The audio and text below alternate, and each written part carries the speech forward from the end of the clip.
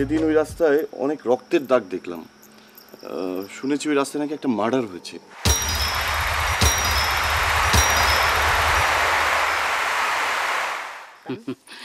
আমরা এখানে music video বানাতে আসিনি, আমরা এসেছি আমাদের কিছু ফরেন গেস্ট আসবে বিদেশ থেকে, তারা এখানে থাকবে কিছুদিন। আমরা এখানে নাচ গানের ব্যবস্থা করব, গল্প গুজব করব, আনন্দ ফুর্তি করব, এই পিকনিকের মতো কিছু একটা। মারুফ আছে ওর সঙ্গে? মারুফের সাথে দীপালি হিসাবে মিলছে না, কোথাও কোনো গ্যাপ আছে।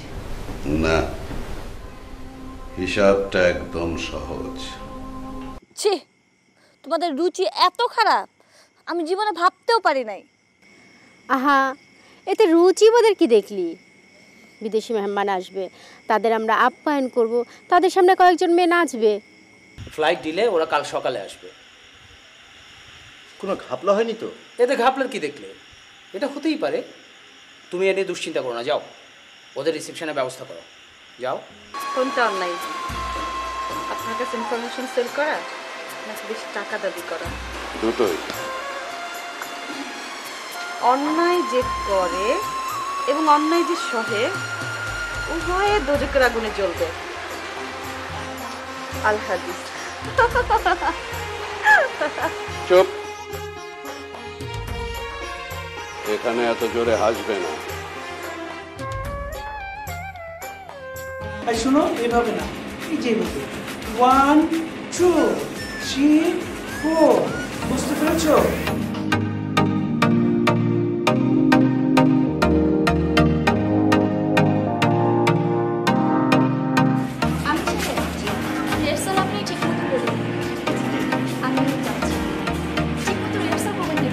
আচ্ছা ভাইয়া, হাই।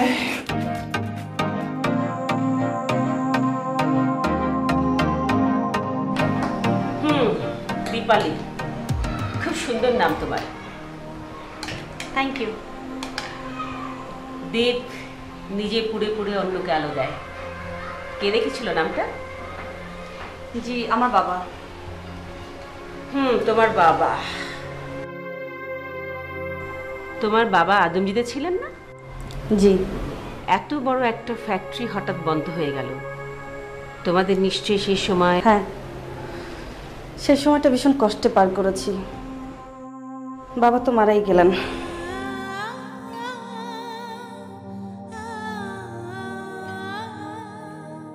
তোমার মা? একবার স্ট্রোক করেছিল, লেফট সাইড প্যারালাইজড, এখন বাসায় আছে। কে দেখাশোনা করে ওনার? আমার বোন আর আমি। তো তোমার একটা ভাই ছিল না?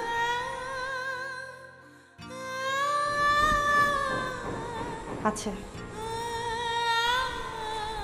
ও নাকি নেশা টেশা করতো, একবার নাকি জেলও খেটেছিল। ম্যাডাম কিছু মনে করবেন না, আমি এখন উঠবো। ঠিক কি, তোমার সঙ্গে তো আমার আসল কথাই বলা হলো না। আমার ফ্যামিলি ব্যাকগ্রাউন্ড আমাকে মনে করিয়ে দিয়ে আপনি যদি আমাকে কল্পনা করতে চান, sorry to say, I am sorry. Oh, that's good. I like your spirit. Please sit down.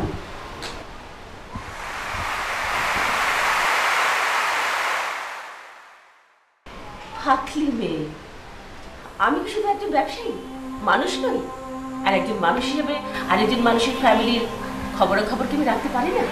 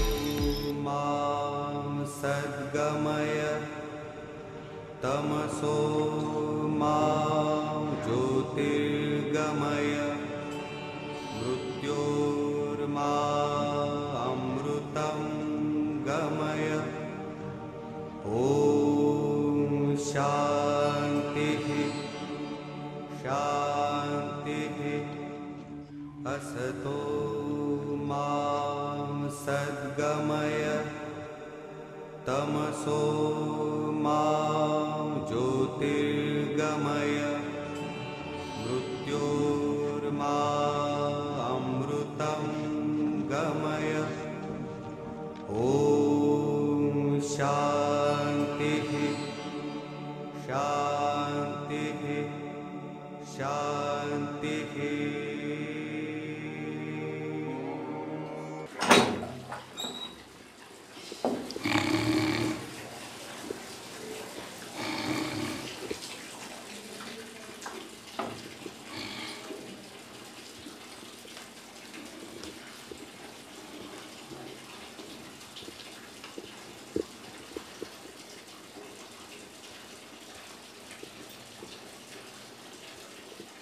ভাইজান আইছেন?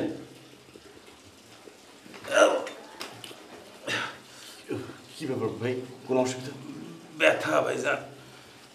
কি যে বলবো, এমন বিপদে ফেসে গিয়েছিলাম। যাক, আপনার কোনো অসুবিধা হয়নি তো? অসুবিধা কি কোন ভাইজান? এই ঘরের মধ্যে বন্দি থাকা সুবিধার কি আছে কোন? তয় ভাইজান ওষুধ একখান দিছেন, খাইলে ঘুমাহে, খালি ঘুমাহে। বুঝতে পেরেছি, আপনাকে আজই বের করতে হবে।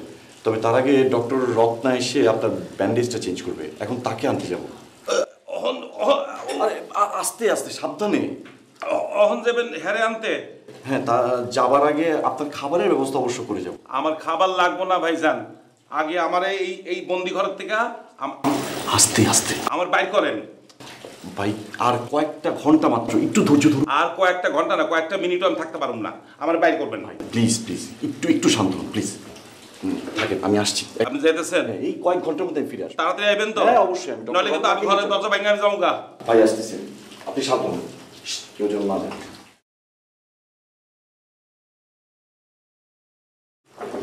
वाह, ब्यूटीफुल, बहुत सुंदर জায়গা আছে। দাদা রুচি আছে, কি বল বসন্তী? হ্যাঁ, আমি তো অবাক হয়ে যাচ্ছি। এর আগে বাংলাদেশে কখনো আসিনি, তবে টেলিভিশন অনেকবার নিউজ দেখেছি। তখন দেখে মনে হতো শহরটা অনেক ঘিঞ্জি, এলোমেলো, বাট এখন আমার ধারণা একদম চেঞ্জ হয়ে যাচ্ছে। আসলে সো নাইস। আমি কিন্তু একবার এসেছিলাম। হ্যাঁ, তখন কিন্তু ঢাকায় রোড জ্যাম ছিল, এখনো আছে। আমার মনে হয় দাদা আমাদের জন্য স্পেশাল কোনো অ্যারেঞ্জমেন্ট করেছিল নাকি দাদা? না, এই তেমন কিছু আর করতে পারলাম না। এই দুধের স্বাদ সামান্য খুলে না। তাই বরসা বহুত খুবসুরত আছে। কলকাতায় भी এরকম বর্ষা হয়।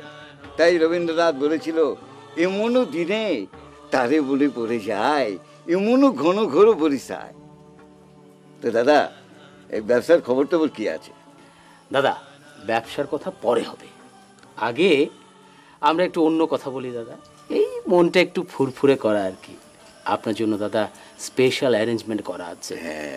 মনটা যদি ফুরফুরে হয়, ব্যবসা নিয়ে দাদা কোনো সমস্যাই থাকে। আরে এই জন্যই তো কবি বলেছিল, মরিতে চাহি না আমি সুন্দর ভুবনে, মানবের মাঝে আমি বাঁচিবারে চাই।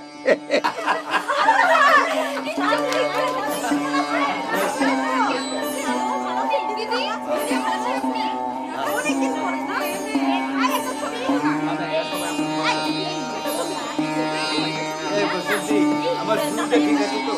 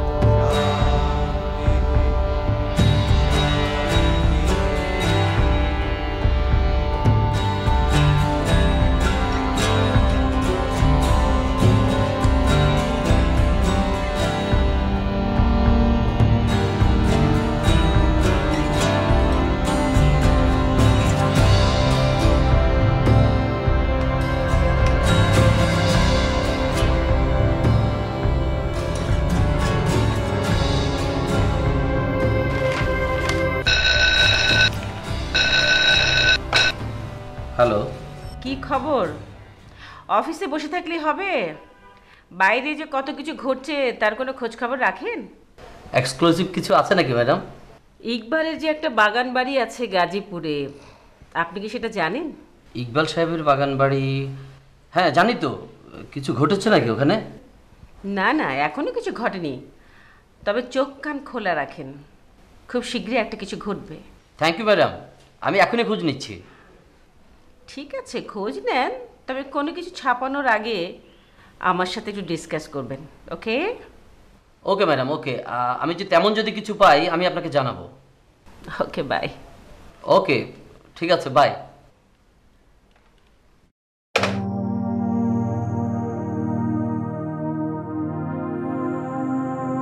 তুমি তো আমাকে চিন্তায় ফেলে দিলে দীপ।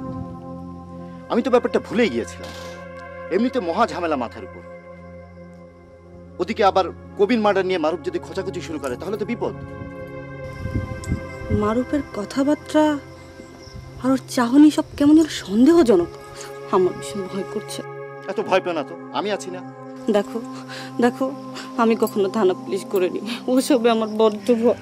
তোমাকে কিচ্ছু করতে হবে না। তুমি শুধু টাইম টু টাইম আমাকে রিপোর্ট করো আর আমার আগের প্ল্যান মতো চলো। ধরো মারুফ যদি কোনো কিছু করে বসে?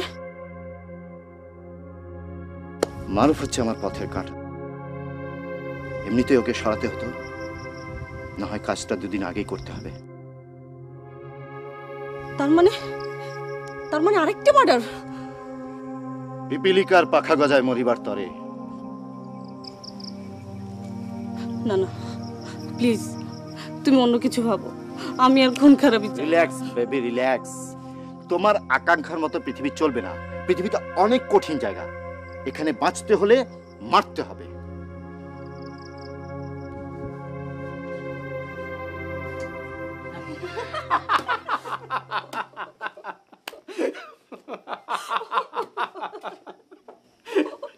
তারপরে যা মজার। ও তুমি এসো এসো, জয়েন হতে আস, প্লিজ বসো বসো বসো। বাসন্তী, তোমার বৌদিকে ওই গল্পটা বলো তো। বৌদি বসেন। হ্যাঁ, গল্প করি নাকি? কিসের গল্প? আরে ও যা মজার মজার গল্প জানে না, তুমি একদম হেসে কুটি কুটি হয়ে যাবে। থাক, আর গল্প শোনাতে হবে না। ওরা জার্নি করে আসছে, ওদের রেস্ট দরকার। বাসন্তী, আপনি রুমে গিয়ে একটু রেস্ট নেন। না বৌদি, ওই দম বন্ধ করা ঘরে মাথা খারাপ। এত সুন্দর পরিবেশ ছেড়ে আমি যেতে চাচ্ছি না। বরং দাদা আছে, আপনি আছেন, বসে গল্প চালিয়ে যাই। কি বলেন দাদা? হ্যাঁ, কলা খান। আচ্ছা, দাদাকে যে দেখছি না। দাদা ওদিক থেকে আছে মৌনতার সঙ্গে। ও তা বাসন্তী, আপনিও তো ওদের সাথে গেলে পারতেন। না না না, আমি একদম টায়ার্ড, বরং এখানে বসে গল্প করি। দাদা আপনি বরং বৌদিকে ওই যে বলুন না একটু। আচ্ছা, মৌনতা কেন এই সময় হাঁটতে গেল? ও ঘুম থেকে দেরি করে উঠছে, ও নাস্তাও খায়নি। আহা, তুমি একটু বসো তো। তুমি এত টেনশন করছো কেন? মৌনতা এক্ষুনি চলে আসবে, তুমি টেনশন করার কিছু নাই। তার চেয়ে আমরা সবাই মিলে গল্প করি। বাসন্তী, গল্পটা তুমি তোমার বৌদিকে বলেই ফেলো। বৌদি শুনুন, কি হয়েছে জানেন? একবার সুইজারল্যান্ডে গেলাম, সে কি মজার কাণ্ড! শুনলে আপনি একদম এসে মরেই যাবেন।